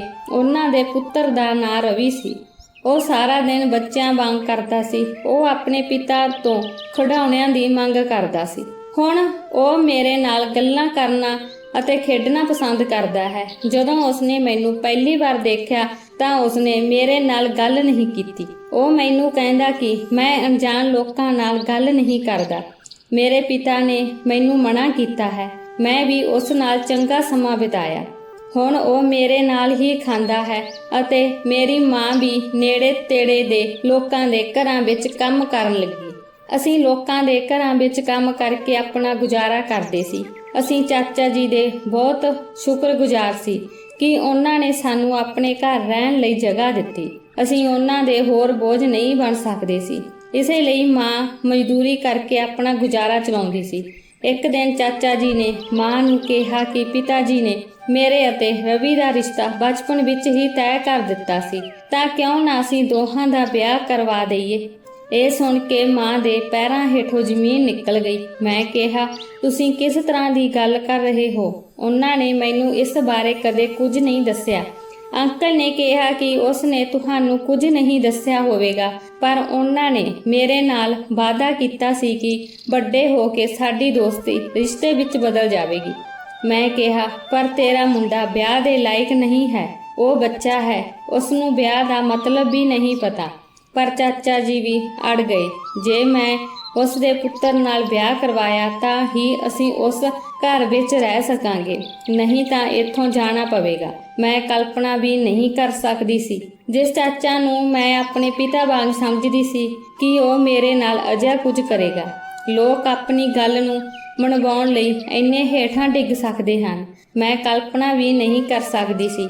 ਮੈਂ ਕਿਹਾ, ਠੀਕ ਹੈ, ਅਸੀਂ ਇਹ ਘਰ ਛੱਡ ਦੇਵਾਂਗੇ, ਪਰ ਮੈਂ ਆਪਣੀ ਧੀ ਦਾ ਵਿਆਹ ਤੇਰੇ ਪਾਗਲ ਪੁੱਤਰ ਨਾਲ ਨਹੀਂ ਕਰਾਂਗੀ। ਮੈਂ ਸਾਰੀ ਰਾਤ ਇਸ ਬਾਰੇ ਸੋਚਦੀ ਰਹੀ ਕਿ ਮੈਂ ਇਹ ਘਰ ਛੱਡ ਕੇ ਕਿੱਥੇ ਜਾਵਾਂਗੀ। ਸਾਡੇ ਕੋਲ ਕੋਈ ਹੋਰ ਥਾਂ ਵੀ ਨਹੀਂ ਹੈ। ਰਵੀ, ਜੋ ਦੇਖਣ ਵਿੱਚ ਬਿਲਕੁਲ ਠੀਕ ਨਹੀਂ ਲੱਗਦਾ ਸੀ, ਉਸ ਨੂੰ ਦੇਖ ਕੇ ਕੋਈ ਨਹੀਂ ਦੱਸ ਸਕਦਾ ਸੀ ਕਿ ਉਸ ਦਾ ਦਿਮਾਗ ਬੱਚਿਆਂ ਵਰਗਾ ਸੀ। ਉਹ ਦੇਖਣ ਵਿੱਚ ਬਹੁਤ ਵਧੀਆ ਸੀ, ਪਰ ਜਦੋਂ ਉਹ ਬੋਲਦਾ ਸੀ ਤਾਂ ਉਹ ਬੱਚਿਆਂ ਵਾਂਗ ਬੋਲਦਾ ਸੀ। ਜਦੋਂ ਸਵੇਰ ਹੋਈ ਤਾਂ ਮਾਂ ਨੇ ਮੈਨੂੰ ਕਿਹਾ ਕਿ ਚਲੋ ਬੇਟੀ, ਇੱਥੋਂ ਚੱਲੀਏ। ਪਰ ਮੈਂ ਮਾਂ ਨੂੰ ਸਮਝਾਇਆ। ਉਸ ਨੂੰ ਕਿਹਾ ਕਿ ਮੈਂ ਰਵੀ ਨਾਲ ਵਿਆਹ ਕਰਨ ਲਈ ਤਿਆਰ ਹਾਂ। ਜੇ ਮੈਂ ਰਵੀ ਨਾਲ ਵਿਆਹ ਕਰ ਲਵਾਂ ਤਾਂ ਘੱਟੋ ਘੱਟ ਸਾਡੇ ਸਿਰ ਤੇ ਛੱਤ ਤਾਂ ਹੋਵੇਗੀ। ਫਿਰ ਵੀ ਕੌਣ ਮੇਰੇ ਨਾਲ ਵਿਆਹ ਕਰੇਗਾ? ਸਾਡੇ ਪਰਿਵਾਰ ਵਾਲਿਆਂ ਨੇ ਵੀ ਸਾਨੂੰ ਬਾਹਰ ਕੱਢ ਦਿੱਤਾ ਹੈ। ਜਦੋਂ ਕਿਸੇ ਵੀ ਲੜਕੇ ਨੇ ਮੇਰੇ ਬੀਤੇ ਸਮੇਂ ਬਾਰੇ ਪਤਾ ਲੱਗਾ ਤਾਂ ਉਹ ਮੇਰੇ ਨਾਲ ਵਿਆਹ ਕਰਨ ਤੋਂ ਇਨਕਾਰ ਕਰ ਦੇਵੇਗਾ। ਚੰਗਾ ਹੈ ਕਿ ਮੈਂ ਰਵੀ ਨਾਲ ਵਿਆਹ ਕਰ ਲਵਾਂ ਅਤੇ ਇੱਥੇ ਹੀ ਰਹਾਂ। ਮੇਰੀ ਗੱਲ ਸੁਣ ਕੇ ਮਾਂ ਰੋਣ ਲੱਗ ਪਈ। ਮੇਰੀ ਧੀ ਬਹੁਤ ਬਦਕਿਸਮਤ ਹੈ ਅਤੇ ਉਸਨੇ ਉਸ ਸਮੇਂ ਨੂੰ ਗਾਲਾਂ ਕੱਢਣੀਆਂ ਸ਼ੁਰੂ ਕਰ ਦਿੱਤੀਆਂ। ਜਦੋਂ ਮੈਨੂੰ ਅਗਵਾ ਕੀਤਾ ਗਿਆ ਸੀ, ਉਹ ਕਹਿਣ ਲੱਗੀ ਕਿ ਜਿਨ੍ਹਾਂ ਲੋਕਾਂ ਨੇ ਤੇਰੇ ਨਾਲ ਇਹ ਸਭ ਕੀਤਾ ਅਤੇ ਤੇਰੀ ਜ਼ਿੰਦਗੀ ਬਰਬਾਦ ਕੀਤੀ, ਉਹ ਕੀੜੇ ਪੈ ਕੇ ਮਰਨਗੇ। ਰਵੀ ਮੇਰੇ ਕੋਲ ਆਇਆ ਅਤੇ ਮੈਨੂੰ ਕਹਿਣ ਲੱਗਾ ਕਿ ਉਹ ਮੇਰੇ ਹੱਥ ਦਾ ਖਾਣਾ ਖਾਣਾ ਚਾਹੁੰਦਾ ਹੈ। ਜਦੋਂ ਮੈਂ ਉਸ ਨੂੰ ਖਾਣਾ ਬਣਾ ਕੇ ਦਿੱਤਾ ਤਾਂ ਉਸਨੇ ਮੈਨੂੰ ਕਿਹਾ ਕਿ ਮੈਂ ਬਹੁਤ ਵਧੀਆ ਖਾਣਾ ਬਣਾਉਂਦੀ ਹਾਂ ਅਤੇ ਮੈਨੂੰ ਕਦੇ ਵੀ ਇੱਥੋਂ ਨਹੀਂ ਜਾਣਾ ਚਾਹੀਦਾ, ਕਿਉਂਕਿ ਉਹ ਹਮੇਸ਼ਾ ਇਸ ਤਰ੍ਹਾਂ ਹੀ ਮੇਰੇ ਹੱਥ ਦਾ ਖਾਣਾ ਖਾਣਾ ਚਾਹੁੰਦਾ ਹੈ। ਫਿਰ ਕੁਝ ਦਿਨਾਂ ਬਾਅਦ ਰਵੀ ਤੇ ਮੇਰਾ ਵਿਆਹ ਹੋ ਗਿਆ, ਪਰ ਮਾਂ ਮੇਰੇ ਵਿਆਹ ਵਿੱਚ ਨਹੀਂ ਸੀ। ਉਹ ਕਮਰੇ ਵਿੱਚ ਬੈਠੀ ਮੇਰੀ ਮਾੜੀ ਕਿਸਮਤ ਤੇ ਰੋ ਰਹੀ ਸੀ। ਵਿਆਹ ਤੋਂ ਬਾਅਦ ਰਵੀ ਦੀ ਸਾਰੀ ਜ਼ਿੰਮੇਵਾਰੀ ਮੇਰੇ ਤੇ ਆ ਗਈ। ਮੈਂ ਸਾਰਾ ਦਿਨ ਉਸ ਦੀ ਦੇਖਭਾਲ ਕਰਦੀ ਸੀ, ਜਿਵੇਂ ਅਸੀਂ ਬੱਚਿਆਂ ਦੀ ਦੇਖਭਾਲ ਕਰਦੇ ਹਾਂ। ਹਰ ਰੋਜ਼ ਉਹ ਮੇਰੇ ਤੋਂ ਕੁਝ ਨਵਾਂ ਕਰਨ ਦੀ ਜਿੱਦ ਕਰਦਾ ਅਤੇ ਮੈਂ ਉਸ ਨੂੰ ਪੂਰਾ ਕਰਨ ਦੀ ਕੋਸ਼ਿਸ਼ ਕਰਦੀ। ਹੁਣ ਚਾਚਾ ਵੀ ਮੇਰੇ ਨਾਲ ਬਹੁਤ ਖੁਸ਼ ਰਹਿੰਦਾ ਸੀ। ਮੈਂ ਦਿਨ ਰਾਤ ਪਰਮਾਤਮਾ ਅੱਗੇ ਇਹ ਅਰਦਾਸ ਕਰਦੀ ਰਹਿੰਦੀ ਸੀ ਕਿ ਮੇਰੇ ਪਤੀ ਨੂੰ ਤੰਦਰੁਸਤ ਕਰੋ, ਉਸ ਦਾ ਦਿਮਾਗ ਠੀਕ ਕਰਕੇ ਪਹਿਲਾਂ ਵਰਗਾ ਬਣਾ ਦਿਓ। ਮੇਰੇ ਲਈ ਇਸ ਤੋਂ ਵੱਡੀ ਖੁਸ਼ੀ ਕੀ ਹੋਵੇਗੀ। ਮੈਂ ਹਰ ਰੋਜ਼ ਮੰਦਰ ਜਾਂਦੀ ਸੀ ਅਤੇ ਰੱਬ ਅੱਗੇ ਇਹ ਪ੍ਰਾਰਥਨਾ ਕਰਦੀ ਸੀ। ਸ਼ਾਇਦ ਰੱਬ ਨੇ ਮੇਰੀਆਂ ਅਰਦਾਸਾਂ ਸੁਣਨੀਆਂ ਸ਼ੁਰੂ ਕਰ ਦਿੱਤੀਆਂ ਸਨ। ਰਵੀ ਹੁਣ ਪਹਿਲਾਂ ਨਾਲੋਂ ਠੀਕ ਹੋ ਰਿਹਾ ਸੀ। ਮੈਂ ਉਸ ਨੂੰ ਡਾਕਟਰ ਨੂੰ ਦਿਖਾਇਆ ਅਤੇ ਉਸ ਦਾ ਸਾਰਾ ਇਲਾਜ ਦੁਬਾਰਾ ਸ਼ੁਰੂ ਕਰ ਦਿੱਤਾ। ਡਾਕਟਰਾਂ ਨੇ ਵੀ ਉਹਨਾਂ ਦੇ ਪੱਖ ਤੋਂ ਪੂਰੀ ਉਮੀਦ ਜਤਾਈ ਹੈ। ਹੁਣ ਮੈਂ ਰਵੀ ਦਾ ਜ਼ਿਆਦਾ ਖਿਆਲ ਰੱਖਣ ਲੱਗੀ। ਜਿਵੇਂ ਡਾਕਟਰ ਨੇ ਦੱਸਿਆ ਸੀ, ਰਵੀ ਦੀ ਹਾਲਤ ਵੀ ਦਿਨੋਂ ਦਿਨ ਠੀਕ ਹੁੰਦੀ ਜਾ ਰਹੀ ਸੀ। ਹੁਣ ਉਹ ਕਿਸੇ ਗੱਲ ਦੀ ਜਿੱਦੀ ਨਹੀਂ ਕਰਦਾ ਸੀ। ਪਰ ਰਵੀ ਜਿਵੇਂ ਜਿਵੇਂ ਠੀਕ ਹੋ ਰਿਹਾ ਸੀ, ਪਤਾ ਨਹੀਂ ਕਿਉਂ ਉਹ ਮੇਰੇ ਤੋਂ ਦੂਰ ਜਾ ਰਿਹਾ ਸੀ। ਉਹ ਨਾ ਤਾਂ ਮੇਰੇ ਨੇੜੇ ਬੈਠਦਾ ਸੀ ਅਤੇ ਨਾ ਹੀ ਮੇਰੇ ਹੱਥ ਦਾ ਖਾਣਾ ਖਾਂਦਾ ਸੀ। ਰਵੀ ਦੇ ਠੀਕ ਹੋਣ ਨਾਲ ਮੈਨੂੰ ਖੁਸ਼ੀ ਦੀ ਉਮੀਦ ਜਾਗੀ ਸੀ, ਪਰ ਮੇਰੀ ਕਿਸਮਤ ਨੇ ਮੈਨੂੰ ਖੁਸ਼ ਨਹੀਂ ਰਹਿਣ ਦਿੱਤਾ। ਖੁਸ਼ੀਆਂ ਮੇਰੀ ਕਿਸਮਤ ਵਿੱਚ ਨਹੀਂ ਲਿਖੀਆਂ ਸਨ ਅਤੇ ਮੈਨੂੰ ਕੁਝ ਦਿਨਾਂ ਬਾਅਦ ਪਤਾ ਲੱਗਿਆ ਕਿ ਮੇਰੀ ਮਾਂ ਨੂੰ ਕੈਂਸਰ ਹੈ। ਮੈਂ ਉਸ ਦਾ ਬਹੁਤ ਇਲਾਜ ਕਰਵਾਇਆ। ਉਹ ਸਾਰਾ ਦਿਨ ਬਿਮਾਰ ਪਈ ਰਹਿੰਦੀ। ਸਾਡੇ ਕੋਲ ਜੋ ਵੀ ਪੈਸਾ ਸੀ ਉਹ ਮੈਂ ਆਪਣੀ ਮਾਂ ਦੇ ਇਲਾਜ ਤੇ ਖਰਚ ਕਰ ਦਿੱਤਾ। ਹੁਣ ਮੇਰੇ ਕੋਲ ਆਪਣੀ ਮਾਂ ਦਾ ਇਲਾਜ ਕਰਵਾਉਣ ਲਈ ਵੀ ਪੈਸੇ ਨਹੀਂ ਸਨ ਅਤੇ ਚਾਚੇ ਨੇ ਵੀ ਮੈਨੂੰ ਪੈਸੇ ਦੇਣ ਤੋਂ ਇਨਕਾਰ ਕਰ ਦਿੱਤਾ। ਹੁਣ ਮੇਰੇ ਕੋਲ ਸਰਕਾਰੀ ਹਸਪਤਾਲ ਜਾਣ ਤੋਂ ਇਲਾਵਾ ਹੋਰ ਕੋਈ ਚਾਰਾ ਨਹੀਂ ਸੀ। ਮੈਂ ਆਪਣੀ ਮਾਂ ਨੂੰ ਸਰਕਾਰੀ ਹਸਪਤਾਲ ਵਿੱਚ ਦਾਖਲ ਕਰਵਾਇਆ। ਉੱਥੇ 2 ਮਹੀਨਿਆਂ ਤੱਕ ਉਸ ਦਾ ਇਲਾਜ ਚੱਲਦਾ ਰਿਹਾ। ਮੈਂ ਜ਼ਿੰਦਗੀ ਤੋਂ ਥੱਕ ਗਈ ਸੀ। ਸਾਰੀ ਰਾਤ ਮੈਂ ਆਪਣੀ ਮਾਂ ਕੋਲ ਬੈਠ ਕੇ ਪ੍ਰਾਰਥਨਾ ਕਰਦੀ ਰਹਿੰਦੀ ਕਿ ਮੇਰੀ ਮਾਂ ਹੀ ਮੇਰਾ ਆਖਰੀ ਸਹਾਰਾ ਹੈ। ਹੇ ਵਾਹਿਗੁਰੂ, ਉਹਨਾਂ ਨੂੰ ਮੇਰੇ ਤੋਂ ਦੂਰ ਨਾ ਕਰੋ। ਪਰ ਰੱਬ ਨੇ ਮੇਰੀ ਕਦੇ ਨਹੀਂ ਸੁਣੀ, ਤਾਂ ਉਹ ਅੱਜ ਕਿਵੇਂ ਸੁਣੇਗਾ। ਇੱਕ ਦਿਨ ਮੇਰੀ ਮਾਂ ਮੈਨੂੰ ਛੱਡ ਕੇ ਚਲੀ ਗਈ। ਇਸ ਦੌਰਾਨ ਰਵੀ ਦੀ ਹਾਲਤ ਵਿੱਚ ਵੀ ਕਾਫੀ ਸੁਧਾਰ ਹੋਇਆ, ਪਰ ਹੁਣ ਰਵੀ ਮੈਨੂੰ ਆਪਣੇ ਨਾਲ ਰੱਖਣ ਲਈ ਤਿਆਰ ਨਹੀਂ ਸੀ। ਪਹਿਲਾਂ ਮੇਰੇ ਪਿਤਾ ਜੀ ਮੈਨੂੰ ਛੱਡ ਗਏ, ਹੁਣ ਮੇਰੀ ਮਾਂ ਤੇ ਹੁਣ ਸਿਰਫ ਰਵੀ ਦਾ ਸਹਾਰਾ ਬਚਿਆ ਸੀ, ਪਰ ਉਸ ਨੇ ਵੀ ਮੈਨੂੰ ਛੱਡ ਦਿੱਤਾ। ਹੁਣ ਮੇਰੇ ਕੋਲ ਜੀਣ ਦਾ ਹੋਰ ਕੋਈ ਕਾਰਨ ਨਹੀਂ ਬਚਿਆ। ਜੇ ਮੈਂ ਜਿਉਂਦੀ ਤਾਂ ਕਿਸ ਲਈ ਜਿਉਂਦੀ। ਮੇਰੇ ਲਈ ਕੋਈ ਰਿਸ਼ਤਾ ਨਹੀਂ ਬਚਿਆ। ਮੈਂ ਸੋਚਿਆ ਸੀ ਕਿ ਰਵੀ ਦੇ ਠੀਕ ਹੋਣ ਤੋਂ ਬਾਅਦ ਅਸੀਂ ਖੁਸ਼ ਹੋਵਾਂਗੇ, ਪਰ ਰਵੀ ਨੇ ਵੀ ਮੇਰਾ ਸਾਥ ਛੱਡ ਦਿੱਤਾ। ਰਵੀ ਨਾਲ ਵਿਆਹ ਕਰਨ ਤੋਂ ਬਾਅਦ ਵੀ ਅਸੀਂ ਇਕੱਠੇ ਨਹੀਂ ਰਹੇ। ਮੈਨੂੰ ਕਦੇ ਵੀ ਉਹ ਪਿਆਰ ਅਤੇ ਸਤਿਕਾਰ ਨਹੀਂ ਮਿਲਿਆ ਜਿਸ ਦੀ ਇੱਕ ਪਤਨੀ ਆਪਣੇ ਪਤੀ ਤੋਂ ਹੱਕਦਾਰ ਹੁੰਦੀ ਹੈ। ਪਰ ਫਿਰ ਵੀ ਮੈਂ ਖੁਸ਼ ਸੀ। ਮੈਂ ਸੋਚਿਆ ਰਵੀ ਦੇ ਠੀਕ ਹੋਣ ਤੋਂ ਬਾਅਦ ਮੈਨੂੰ ਉਹ ਸਭ ਕੁਝ ਮਿਲ ਸਕਦਾ ਹੈ ਜਿਸ ਦੀ ਇੱਕ ਪਤਨੀ ਤੋਂ ਹੱਕਦਾਰ ਹੁੰਦੀ ਹੈ। ਪਰ ਮੇਰੀ ਕਿਸਮਤ ਵਿੱਚ ਮੇਰੇ ਲਈ ਕੁਝ ਹੋਰ ਹੀ ਸੀ। ਰਵੀ ਨੇ ਮੇਰੇ ਵੱਲ ਦੇਖਣਾ ਵੀ ਬੰਦ ਕਰ ਦਿੱਤਾ ਸੀ। ਸਮਾਂ ਬੀਤਦਾ ਜਾ ਰਿਹਾ ਸੀ। ਇੱਕ ਦਿਨ ਮੈਨੂੰ ਪਤਾ ਲੱਗਾ ਕਿ ਮੈਂ ਮਾਂ ਬਣਨ ਵਾਲੀ ਹਾਂ। ਦੁਨੀਆ ਦੀ ਹਰ ਔਰਤ ਇਸ ਖੁਸ਼ੀ ਦਾ ਇੰਤਜ਼ਾਰ ਕਰਦੀ ਹੈ, ਪਰ ਮੈਂ ਬਦਕਿਸਮਤ ਸੀ ਕਿ ਇਸ ਖਬਰ ਤੋਂ ਬਾਅਦ ਮੈਨੂੰ ਸਮਝ ਨਹੀਂ ਆ ਰਹੀ ਸੀ ਕਿ ਮੈਂ ਖੁਸ਼ ਹੋਵਾਂ ਜਾਂ ਉਦਾਸ, ਕਿਉਂਕਿ ਦੁਨੀਆ ਵਿੱਚ ਮੇਰਾ ਕੋਈ ਰਿਸ਼ਤੇਦਾਰ ਨਹੀਂ ਬਚਿਆ ਸੀ। ਮੈਂ ਨਹੀਂ ਚਾਹੁੰਦੀ ਸੀ ਕਿ ਮੇਰਾ ਬੱਚਾ ਇਸ ਸੰਸਾਰ ਵਿੱਚ ਉਨ੍ਹਾਂ ਹੀ ਦੁੱਖਾਂ ਅਤੇ ਮੁਸੀਬਤਾਂ ਦੇ ਨਾਲ ਪੈਦਾ ਹੋਵੇ ਜੋ ਮੈਨੂੰ ਇਸ ਸੰਸਾਰ ਵਿੱਚ ਮਿਲੀਆਂ। ਮੈਂ ਹਸਪਤਾਲ ਗਈ ਅਤੇ ਇੱਕ ਨਰਸ ਨਾਲ ਆਪਣੇ ਗਰਭਪਾਤ ਬਾਰੇ ਗੱਲ ਕੀਤੀ। ਜਾਂਚ ਕਰਨ ਤੋਂ ਬਾਅਦ ਉਸਨੇ ਦੱਸਿਆ ਕਿ ਮੈਂ ਬਹੁਤ ਕਮਜ਼ੋਰ ਹਾਂ। ਜੇ ਤੂੰ ਕੁਝ ਵੀ ਕਰਦੀ ਹਾਂ ਤਾਂ ਤੇਰੀ ਜਾਨ ਨੂੰ ਖਤਰਾ ਹੋ ਸਕਦਾ ਹੈ।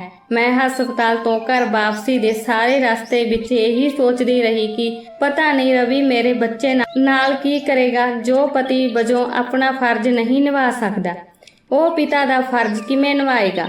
ਮੈਂ ਘਰ ਵਾਪਸ ਆ ਗਈ ਅਤੇ ਐਵੇਂ ਹੀ 9ਵੇਂ ਮਹੀਨੇ ਪੂਰੇ ਹੋ ਗਏ। ਇੰਨੀ ਦਿਨੀ ਮੇਰਾ ਸਿਹਤ ਵੀ ਠੀਕ ਨਹੀਂ ਸੀ। ਮੈਂ ਬਹੁਤ ਕਮਜ਼ੋਰ ਹੋ ਗਈ ਸੀ। ਫਿਰ ਇੱਕ ਦਿਨ ਮੇਰੀ ਸਿਹਤ ਵਿਗੜ ਗਈ ਅਤੇ ਮੈਂ ਇੱਕ ਬੱਚੇ ਨੂੰ ਜਨਮ ਦਿੱਤਾ। ਆਪਣੇ ਬੱਚੇ ਦਾ ਚਿਹਰਾ ਦੇਖ ਕੇ ਮਮਤਾ ਮੇਰੇ ਅੰਦਰ ਜਾਗ ਪਈ। ਮੈਂ ਉਸ ਨੂੰ ਜੱਫੀ ਪਾ ਕੇ ਆਪਣੇ ਆਪ ਨੂੰ ਗਾਲਾਂ ਕੱਢੀਆਂ ਕਿ ਕਿਹੋ ਜਿਹੀ ਮਾਂ ਸੀ। ਮੈਂ ਆਪਣੇ ਹੀ ਬੱਚੇ ਨੂੰ ਮਾਰਨਾ ਚਾਹੁੰਦੀ ਸੀ। ਅੱਜ ਮੈਂ ਮਾਂ ਵਾਂਗ ਮਹਿਸੂਸ ਕੀਤਾ। ਮਾਂ ਅਤੇ ਬੱਚੇ ਦਾ ਰਿਸ਼ਤਾ ਕਿੰਨਾ ਖਾਸ ਹੁੰਦਾ ਹੈ। ਮੈਂ ਆਪਣੀ ਸੋਚ ਤੇ ਸ਼ਰਮ ਮਹਿਸੂਸ ਕਰ ਰਹੀ ਸੀ ਅਤੇ ਰੱਬ ਤੋਂ ਮਾਫੀ ਮੰਗ ਰਹੀ ਸੀ। ਮੇਰੀ ਜ਼ਿੰਦਗੀ ਇੱਕ ਪਲ ਵਿੱਚ ਬਦਲ ਗਈ। ਰਵੀ ਦਾ ਵਰਤ ਵੀ ਮੇਰੇ ਬੇਟੇ ਨਾਲ ਚੰਗਾ ਸੀ। ਉਸਨੇ ਮੇਰੇ ਵੱਲ ਤੱਕਿਆ ਵੀ ਨਹੀਂ, ਮੇਰੇ ਨਾਲ ਗੱਲ ਨਹੀਂ ਕੀਤੀ, ਪਰ ਉਹ ਆਪਣੇ ਬੱਚੇ ਨਾਲ ਚੰਗੀ ਤਰ੍ਹਾਂ ਰਹਿੰਦਾ ਸੀ। ਮੇਰੇ ਲਈ ਇਹ ਕਾਫੀ ਸੀ ਕਿ ਮੇਰੇ ਬੱਚੇ ਨੂੰ ਪਿਆਰ ਮਿਲ ਰਿਹਾ ਸੀ। ਸਾਰਾ ਦਿਨ ਬੱਚੇ ਦੇ ਕੰਮ ਵਿੱਚ ਹੀ ਬੀਤ ਜਾਂਦਾ ਸੀ। ਹੁਣ ਮੈਂ ਥੋੜਾ ਖੁਸ਼ ਰਹਿਣ ਲੱਗੀ ਸੀ। ਮੈਂ ਵੀ ਸੋਚਿਆ ਕਿ ਮੇਰੀ ਜ਼ਿੰਦਗੀ ਵਿੱਚ ਵੀ ਰੱਬ ਨੇ ਖੁਸ਼ੀਆਂ ਲਿਖੀਆਂ ਹਨ।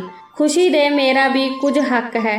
ਹੁਣ ਮੇਰਾ ਬੇਟਾ, ਜਿਸ ਦਾ ਨਾਂ ਮੈਂ ਸੋਨੂ ਰੱਖਿਆ, ਉਹ ਇੰਨਾ ਵੱਡਾ ਹੋ ਗਿਆ ਸੀ ਕਿ ਉਹ ਸਾਨੂੰ ਮਾਂ ਕਹਿ ਕੇ ਬੁਲਾਉਂਦਾ ਸੀ ਅਤੇ ਮੈਂ ਬਹੁਤ ਖੁਸ਼ ਹੁੰਦੀ ਸੀ। ਮੇਰੀ ਜ਼ਿੰਦਗੀ ਵਿੱਚ ਵੀ ਇੱਕ ਖਾਸ ਰਿਸ਼ਤਾ ਸੀ ਜਿਸ ਨੂੰ ਕੋਈ ਵੀ ਮੇਰੇ ਤੋਂ ਵੱਖ ਨਹੀਂ ਕਰ ਸਕਦਾ ਸੀ। ਇੱਕ ਦਿਨ ਜਦੋਂ ਰਵੀ ਕੰਮ ਲਈ ਘਰੋਂ ਨਿਕਲਿਆ ਤਾਂ ਉਹ ਵਾਪਸ ਨਹੀਂ ਆਇਆ। ਮੈਂ ਉਸਦਾ ਇੰਤਜ਼ਾਰ ਕਰ ਰਹੀ ਸੀ ਜਦੋਂ ਇਲਾਕੇ ਦੇ ਇੱਕ ਵਿਅਕਤੀ ਨੇ ਆ ਕੇ ਮੈਨੂੰ ਦੱਸਿਆ ਕਿ ਰਵੀ ਦਾ ਐਕਸੀਡੈਂਟ ਹੋ ਗਿਆ ਹੈ ਅਤੇ ਉਹ ਇਸ ਦੁਨੀਆ ਵਿੱਚ ਨਹੀਂ ਰਿਹਾ। ਇਹ ਖਬਰ ਸੁਣ ਕੇ ਮੇਰੇ ਸਿਰ ਤੇ ਅਸਮਾਨ ਟੁੱਟ ਗਿਆ। ਮੈਂ ਜੋ ਥੋੜਾ ਬਹੁਤ ਖੁਸ਼ ਰਹਿਣ ਲੱਗੀ ਸੀ, ਫਿਰ ਮੈਨੂੰ ਬਦਕਿਸਮਤੀ ਨੇ ਘੇਰ ਲਿਆ। ਮੈਂ ਫਿਰ ਇਕੱਲੀ ਰਹਿ ਗਈ ਸੀ। ਰਵੀ ਭਾਵੇਂ ਮੇਰੇ ਨਾਲ ਗੱਲ ਨਹੀਂ ਕਰਦਾ ਸੀ, ਪਰ ਉਹ ਮੇਰੇ ਪੁੱਤਰ ਨੂੰ ਬਹੁਤ ਪਿਆਰ ਕਰਦਾ ਸੀ। ਉਸ ਦਾ ਹਰ ਤਰ੍ਹਾਂ ਖਿਆਲ ਰੱਖਦਾ ਸੀ। ਮੇਰਾ ਕੋਈ ਸਹਾਰਾ ਨਹੀਂ ਸੀ। ਮੈਂ ਇਹ ਸੋਚ ਕੇ ਸਾਰੀ ਰਾਤ ਜਾਗਦੀ ਰਹਿੰਦੀ ਸੀ। ਘਰ ਵਿੱਚ ਜੋ ਪੈਸਾ ਸੀ ਉਹ ਵੀ ਖਤਮ ਹੋ ਗਿਆ। ਹੁਣ ਮੇਰੇ ਕੋਲ ਆਪਣੇ ਬੱਚੇ ਨੂੰ ਦੁੱਧ ਪਿਲਾਉਣ ਲਈ ਵੀ ਪੈਸੇ ਨਹੀਂ ਸਨ। ਮੇਰਾ ਬੱਚਾ ਭੁੱਖ ਨਾਲ ਰੋ ਰਿਹਾ ਸੀ, ਪਰ ਮੇਰੇ ਕੋਲ ਉਸ ਨੂੰ ਖਵਾਉਣ ਲਈ ਕੁਝ ਨਹੀਂ ਸੀ। ਮੈਂ ਭੁੱਖੀ ਰਹਿ ਸਕਦੀ ਸੀ, ਪਰ ਆਪਣੇ ਬੱਚੇ ਨੂੰ ਭੁੱਖਾ ਨਹੀਂ ਰੱਖ ਸਕਦੀ। ਮੈਂ ਘਰ ਦੀ ਸਫਾਈ ਕਰਨੀ ਸ਼ੁਰੂ ਕਰ ਦਿੱਤੀ ਅਤੇ ਉੱਥੋਂ ਜੋ ਵੀ ਮਿਲਦਾ ਮੈਂ ਉਸ ਨਾਲ ਆਪਣੇ ਬੱਚੇ ਲਈ ਖਾਣ ਪੀਣ ਦਾ ਸਮਾਨ ਲਿਆ ਕੇ ਉਸ ਨੂੰ ਖਵਾਉਂਦੀ। ਪਰ ਜਿਹੜਾ ਬੰਦਾ ਉੱਥੇ ਸੀ ਉਸ ਦੀ ਨਜ਼ਰ ਮੈਨੂੰ ਠੀਕ ਨਹੀਂ ਲੱਗੀ। ਜਦੋਂ ਵੀ ਮੈਂ ਕੰਮ ਤੇ ਜਾਂਦੀ ਤਾਂ ਉਹ ਮੇਰੇ ਵੱਲ ਦੇਖਦਾ। ਇੱਕ ਦਿਨ ਇਹ ਬਹੁਤ ਜ਼ਿਆਦਾ ਹੋ ਗਿਆ। ਉਸਨੇ ਮੈਨੂੰ ਛੇੜਨ ਦੀ ਕੋਸ਼ਿਸ਼ ਕੀਤੀ। ਜਦੋਂ ਮੈਂ ਇਹ ਗੱਲ ਉਸਦੇ ਪਰਿਵਾਰਕ ਮੈਂਬਰਾਂ ਨੂੰ ਦੱਸੀ ਤਾਂ ਉਹਨਾਂ ਉਲਟਾ ਮੈਨੂੰ ਝੂਠਾ ਸਾਬਤ ਕਰਦਿਆਂ ਨੌਕਰੀ ਤੋਂ ਕੱਢ ਦਿੱਤਾ। ਇਸੇ ਦੌਰਾਨ ਮੇਰੀ ਇੱਕ ਗੁਆਂਢਣ ਮੇਰੇ ਘਰ ਆਈ ਅਤੇ ਮੈਨੂੰ ਸਿਲਾਈ ਸੈਂਟਰ ਵਿੱਚ ਸਿਲਾਈ ਦਾ ਕੰਮ ਕਰਨ ਲਈ ਕਿਹਾ। ਜੇ ਤੁਸੀਂ ਵੀ ਉੱਥੇ ਜਾਣਾ ਚਾਹੁੰਦੇ ਹੋ ਤਾਂ ਤੁਸੀਂ ਮੇਰੇ ਨਾਲ ਆ ਸਕਦੇ ਹੋ। ਉੱਥੋਂ ਦਾ ਮਾਲਕ ਬਹੁਤ ਹੀ ਨੇਕ ਅਤੇ ਦਿਆਲੂ ਇਨਸਾਨ ਹੈ। ਉਹ ਜ਼ਰੂਰ ਤੁਹਾਡੀ ਮਦਦ ਕਰੇਗਾ। ਮੈਨੂੰ ਵੀ ਕਿਸੇ ਕੰਮ ਦੀ ਲੋੜ ਸੀ, ਇਸੇ ਲਈ ਮੈਂ ਉਸ ਨਾਲ ਜਾਣ ਲਈ ਤਿਆਰ ਹੋ ਗਈ। ਅਗਲੇ ਦਿਨ ਉਸ ਔਰਤ ਨਾਲ ਸੈਂਟਰ ਗਈ। ਉੱਥੇ ਉਸ ਦਾ ਮਾਲਕ ਨਹੀਂ, ਸਗੋਂ ਉਸ ਦਾ ਸੈਕਟਰੀ ਸੀ, ਜਿਸ ਨੇ ਮੈਨੂੰ ਨੌਕਰੀ ਤੇ ਰੱਖ ਲਿਆ। ਉਸ ਦੀ ਕੱਪੜੇ ਦੀ ਵੱਡੀ ਫੈਕਟਰੀ ਸੀ। ਉੱਥੇ ਬਹੁਤ ਸਾਰੀਆਂ ਔਰਤਾਂ ਕੰਮ ਕਰਦੀਆਂ ਸਨ। ਮੈਂ ਵੀ ਉੱਥੇ ਕੰਮ ਕਰਨਾ ਸ਼ੁਰੂ ਕਰ ਦਿੱਤਾ। ਮੈਨੂੰ ਉੱਥੋਂ ਬਹੁਤ ਪੈਸਾ ਮਿਲਦਾ ਸੀ। ਹੁਣ ਮੈਂ ਵੀ ਆਪਣੇ ਬੱਚੇ ਨੂੰ ਸਕੂਲ ਭੇਜਣਾ ਸ਼ੁਰੂ ਕਰ ਦਿੱਤਾ। ਜ਼ਿੰਦਗੀ ਹੁਣ ਬਿਹਤਰ ਹੋ ਰਹੀ ਸੀ। ਉੱਥੋਂ ਕੱਪੜੇ ਸਿਲਾਈ ਹੋ ਕੇ ਬਾਹਰ ਜਾਂਦੇ ਸਨ। ਇੱਕ ਦਿਨ ਫੈਕਟਰੀ ਦਾ ਮਾਲਕ ਉੱਥੇ ਆ ਗਿਆ। ਉਸਨੇ ਮੈਨੂੰ ਕੰਮ ਕਰਦਿਆਂ ਦੇਖਿਆ ਅਤੇ ਮੇਰੀ ਬਹੁਤ ਤਾਰੀਫ ਕੀਤੀ ਅਤੇ ਮੈਨੂੰ ਕਹਿਣ ਲੱਗੇ, ਤੁਸੀਂ ਬੜੇ ਦਿਲ ਨਾਲ ਕੰਮ ਕਰਦੇ ਹੋ। ਹੁਣ ਉਹ ਰੋਜ਼ ਮੇਰੇ ਕੋਲ ਆ ਕੇ ਬੈਠਦਾ ਸੀ। ਮੈਨੂੰ ਕੰਮ ਕਰਦੇ ਦੇਖਦਾ, ਪਰ ਮੈਂ ਉਹਨਾਂ ਨੂੰ ਆਪਣਾ ਚਿਹਰਾ ਨਹੀਂ ਦਿਖਾਇਆ। ਮੈਂ ਉੱਥੇ ਹਮੇਸ਼ਾ ਆਪਣਾ ਚਿਹਰਾ ਢੱਕ ਕੇ ਰੱਖਦੀ ਸੀ। ਇੱਕ ਦਿਨ ਉਸਨੇ ਮੇਰੇ ਬਾਰੇ ਪੁੱਛਿਆ, ਮੇਰੇ ਘਰ ਕੌਣ-ਕੌਣ ਹਨ। ਮੈਂ ਉਸਨੂੰ ਆਪਣੇ ਬੇਟੇ ਬਾਰੇ ਅਤੇ ਆਪਣੀ ਮੰਦਭਾਗੀ ਜ਼ਿੰਦਗੀ ਬਾਰੇ ਦੱਸਿਆ ਕਿ ਮੇਰੇ ਪਤੀ ਦਾ ਦੇਹਾਂਤ ਹੋ ਗਿਆ ਹੈ। ਇਹ ਸੁਣ ਕੇ ਉਸ ਨੂੰ ਬਹੁਤ ਅਫਸੋਸ ਹੋਇਆ। ਉਹ ਚੰਗਾ ਇਨਸਾਨ ਸੀ। ਇੱਕ ਦਿਨ ਮੈਂ ਉਸ ਨੂੰ ਪੁੱਛਿਆ ਕਿ ਤੂੰ ਵਿਆਹ ਕਿਉਂ ਨਹੀਂ ਕਰਵਾਇਆ, ਤਾਂ ਉਸਨੇ ਦੱਸਿਆ ਕਿ ਉਸਨੂੰ ਇੱਕ ਕੁੜੀ ਨਾਲ ਪਿਆਰ ਸੀ। ਮੈਂ ਉਸਨੂੰ ਪੁੱਛਿਆ ਕਿ ਉਹ ਕੁੜੀ ਹੁਣ ਕਿੱਥੇ ਹੈ। ਉਸਨੇ ਦੱਸਿਆ ਕਿ ਉਹ ਗਲਤ ਕੰਮ ਕਰਦੇ ਸੀ ਅਤੇ ਇੱਕ ਗਰੋਹ ਨਾਲ ਜੁੜੇ ਹੋਏ ਸੀ। ਉਹ ਗੈਂਗ ਕੁੜੀਆਂ ਨੂੰ ਫੜ ਕੇ ਉਹਨਾਂ ਤੋਂ ਗਲਤ ਕੰਮ ਕਰਵਾਉਂਦੀ ਸੀ। ਉੱਥੇ ਉਸ ਨੂੰ ਇੱਕ ਕੁੜੀ ਨਾਲ ਪਿਆਰ ਹੋ ਗਿਆ। ਉਸ ਕੁੜੀ ਨਾਲ ਪਿਆਰ ਹੋਣ ਤੋਂ ਬਾਅਦ ਮੈਂ ਸੋਚਿਆ ਕਿ ਮੈਂ ਸਾਰੇ ਗਲਤ ਕੰਮ ਛੱਡ ਦੇਵਾਂਗਾ। ਪਹਿਲਾਂ ਪੁਲਿਸ ਨੇ ਮੈਨੂੰ ਗ੍ਰਿਫਤਾਰ ਕਰ ਲਿਆ। ਮੈਂ ਹੁਣ ਪੁਲਿਸ ਦਾ ਸਰਕਾਰੀ ਗਵਾਹ ਬਣ ਗਿਆ ਅਤੇ ਪੁਲਿਸ ਨੂੰ ਉਸ ਦੇ ਬਾਰੇ ਸਭ ਕੁਝ ਦੱਸ ਦਿੱਤਾ। ਪਰ ਜਦੋਂ ਤੱਕ ਮੈਂ ਪੁਲਿਸ ਨਾਲ ਉੱਥੇ ਪਹੁੰਚਿਆ, ਉਦੋਂ ਤੱਕ ਸਾਰੇ ਉੱਥੋਂ ਜਾ ਚੁੱਕੇ ਸਨ। ਉਹ ਕੁੜੀ ਵੀ ਸ਼ਾਇਦ ਉੱਥੋਂ ਭੱਜ ਗਈ ਸੀ। ਮੈਂ ਉਸ ਕੁੜੀ ਨੂੰ ਲੱਭਣ ਦੀ ਬਹੁਤ ਕੋਸ਼ਿਸ਼ ਕੀਤੀ। ਮੈਂ ਉਸ ਘਰ ਵੀ ਗਿਆ। ਉਸ ਦੇ ਘਰ ਜਾ ਕੇ ਪਤਾ ਲੱਗਾ ਕਿ ਉਸ ਦੇ ਪਰਿਵਾਰਕ ਮੈਂਬਰਾਂ ਨੇ ਉਸ ਨੂੰ ਘਰੋਂ ਕੱਢ ਦਿੱਤਾ ਹੈ। ਉਸ ਤੋਂ ਬਾਅਦ ਮੈਨੂੰ ਕਿਸੇ ਨਾਲ ਪਿਆਰ ਨਹੀਂ ਹੋਇਆ। ਮੇਰੇ ਕੋਲ ਉਸ ਕੁੜੀ ਦੀ ਫੋਟੋ ਹੈ। ਕੱਲ ਮੈਂ ਤੁਹਾਨੂੰ ਉਸ ਦੀ ਫੋਟੋ ਦਿਖਾਵਾਂਗਾ। ਉਸ ਦੀਆਂ ਅੱਖਾਂ ਬਿਲਕੁਲ ਤੁਹਾਡੇ ਵਰਗੀਆਂ ਹਨ। ਅਗਲੇ ਦਿਨ ਜਦੋਂ ਮੈਂ ਕੰਮ ਤੇ ਗਈ, ਮੈਂ ਉਸ ਨੂੰ ਉਸ ਕੁੜੀ ਦੀ ਫੋਟੋ ਦਿਖਾਉਣ ਲਈ ਕਿਹਾ। ਜਦੋਂ ਉਸਨੇ ਮੈਨੂੰ ਉਹ ਫੋਟੋ ਦਿਖਾਈ ਤਾਂ ਮੇਰੇ ਪੈਰਾਂ ਹੇਠੋਂ ਜ਼ਮੀਨ ਨਿਕਲ ਗਈ, ਕਿਉਂਕਿ ਉਹ ਫੋਟੋ ਮੇਰੀ ਹੀ ਸੀ। ਮੈਂ ਕਿਹਾ, ਰੋਹਿਤ, ਤੂੰ ਮੈਨੂੰ ਪਿਆਰ ਕਰਦਾ ਸੀ। ਜਦੋਂ ਮੈਂ ਉਸ ਨੂੰ ਆਪਣਾ ਚਿਹਰਾ ਵਿਖਾਇਆ ਤਾਂ ਉਹ ਬਹੁਤ ਖੁਸ਼ ਹੋਇਆ ਅਤੇ ਮੈਨੂੰ ਕਿਹਾ ਕਿ ਇਹ ਤੁਸੀਂ ਹੀ ਹੋ। ਰੀਟਾ, ਤੁਹਾਨੂੰ ਦੇਖ ਕੇ ਮੈਨੂੰ ਹਮੇਸ਼ਾ ਆਪਣੇ ਧਨ ਦਾ ਅਹਿਸਾਸ ਹੋਇਆ। ਇੱਕ ਦਿਨ ਉਸਨੇ ਮੈਨੂੰ ਵਿਆਹ ਲਈ ਕਿਹਾ। ਮੈਂ ਕੁਝ ਦੇਰ ਸੋਚਿਆ ਅਤੇ ਫਿਰ ਉਸ ਨੂੰ ਵਿਆਹ ਲਈ ਹਾਂ ਕਹਿ ਦਿੱਤੀ। ਮੈਂ ਵੀ ਹੁਣ ਆਪਣੀ ਜ਼ਿੰਦਗੀ ਤੋਂ ਥੱਕ ਗਈ ਸੀ। ਮੈਨੂੰ ਵੀ ਕੁਝ ਸਹਿਯੋਗ ਦੀ ਲੋੜ ਸੀ। ਕੁਝ ਦਿਨਾਂ ਬਾਅਦ ਅਸੀਂ ਮੰਦਰ ਜਾ ਕੇ ਵਿਆਹ ਕਰਵਾ ਲਿਆ। ਰੋਹਿਤ ਮੇਰੇ ਅਤੇ ਮੇਰੇ ਬੇਟੇ ਦਾ ਬਹੁਤ ਖਿਆਲ ਰੱਖਦਾ ਸੀ। ਸਾਨੂੰ ਕਿਸੇ ਚੀਜ਼ ਦੀ ਕਮੀ ਨਹੀਂ ਰਹਿਣ ਦਿੱਤੀ ਗਈ। ਉਸ ਨਾਲ ਵਿਆਹ ਕਰਨ ਤੋਂ ਬਾਅਦ ਮੇਰੀ ਜ਼ਿੰਦਗੀ ਪੂਰੀ ਤਰ੍ਹਾਂ ਬਦਲ ਗਈ। ਮੇਰਾ ਬੇਟਾ ਵੀ ਉਸ ਨੂੰ ਬਹੁਤ ਪਿਆਰ ਕਰਦਾ ਸੀ। ਰੋਹਿਤ ਅਤੇ ਸੋਨੂ ਹਰ ਰਾਤ ਘੰਟਿਆਂ ਬੱਧੀ ਗੱਲਾਂ ਕਰਦੇ ਸਨ। ਰੋਹਿਤ ਸਾਰੇ ਦਿਨ ਦੀਆਂ ਗੱਲਾਂ ਸੋਨੂ ਨੂੰ ਪੁੱਛਦਾ ਰਹਿੰਦਾ। ਜੇ ਮੈਂ ਸੋਨੂ ਨੂੰ ਝਿੜਕਿਆ ਹੁੰਦਾ ਤਾਂ ਉਹ ਮੇਰੇ ਬਾਰੇ ਆਪਣੇ ਪਿਤਾ ਕੋਲ ਸ਼ਿਕਾਇਤ ਕਰਦਾ। ਇਸ ਤਰ੍ਹਾਂ ਸਾਡੀ ਜ਼ਿੰਦਗੀ ਬੜੀ ਖੁਸ਼ੀ ਨਾਲ ਬਤੀਤ ਰਹੀ ਸੀ। ਇੱਕ ਦਿਨ ਰੋਹਿਤ ਨੇ ਮੈਨੂੰ ਦੱਸਿਆ ਕਿ ਇਹ ਮੇਰਾ ਚਾਚਾ ਹੀ ਸੀ ਜਿਸ ਨੇ ਮੈਨੂੰ ਅਗਵਾ ਕਰਵਾਇਆ ਸੀ। ਮੈਂ ਸੋਚ ਵੀ ਨਹੀਂ ਸਕਦੀ ਸੀ ਕਿ ਜਾਇਦਾਦ ਤੇ ਲਾਲਚ ਵਿੱਚ ਲੋਕ ਆਪਣੇ ਚਹੇਤਿਆਂ ਨਾਲ ਇੰਨਾ ਬੁਰਾ ਕਰ ਸਕਦੇ ਹਨ। ਹੁਣ ਮੈਂ ਆਪਣਾ ਅਤੀਤ ਪੂਰੀ ਤਰ੍ਹਾਂ ਭੁੱਲ ਚੁੱਕੀ ਸੀ। ਇਹ ਸੰਭਵ ਹੈ ਰੱਬ ਨੇ ਮੈਨੂੰ ਇੰਨੀ ਮੁਸੀਬਤ ਇਸ ਲਈ ਦਿੱਤੀ ਹੈ ਕਿ ਉਹ ਅੱਜ ਦਾ ਦਿਨ ਮੈਨੂੰ ਦਿਖਾ ਸਕੇ। ਅੱਜ ਮੈਂ ਆਪਣੀ ਜ਼ਿੰਦਗੀ ਵਿੱਚ ਬਹੁਤ ਖੁਸ਼ ਸੀ ਅਤੇ ਮੇਰੇ ਪਤੀ ਨੇ ਵੀ ਮੈਨੂੰ ਬਹੁਤ ਪਿਆਰ ਕੀਤਾ। ਦੋਸਤੋ, ਜੇਕਰ ਤੁਹਾਨੂੰ ਸਾਡੀ ਵੀਡੀਓ ਚੰਗੀ ਲੱਗੀ ਤਾਂ ਸਾਡੀ ਵੀਡੀਓ ਨੂੰ ਲਾਈਕ ਕਰਨਾ, ਚੈਨਲ ਨੂੰ ਸਬਸਕ੍ਰਾਈਬ ਕਰਨਾ ਤੇ ਆਪਣੇ ਦੋਸਤਾਂ ਨਾਲ ਸ਼ੇਅਰ ਕਰਨਾ। ਧੰਨਵਾਦ।